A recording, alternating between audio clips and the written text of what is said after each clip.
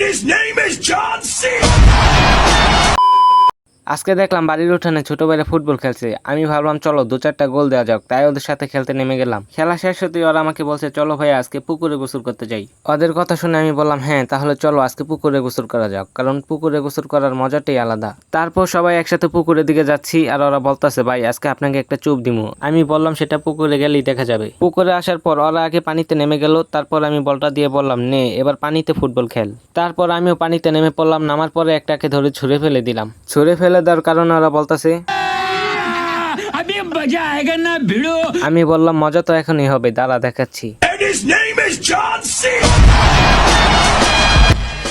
তারপর কিছুক্ষণ গোসল করলাম, গোসল করে ফ্রেশ হওয়ার জন্য বাসার দিকে রওনা দিলাম, কারণ আজকে জুমাবার। তারপর আমরা সবাই ফ্রেশ হয়ে একসাথে নামাজের উদ্দেশ্যে রওনা দিলাম। সবাই একসাথে নামাজ পড়লাম আর এইভাবেই কেটে গেল ছোট ভাইদের সাথে একটা আনন্দের দিন। তো তোমাদের সবাইকে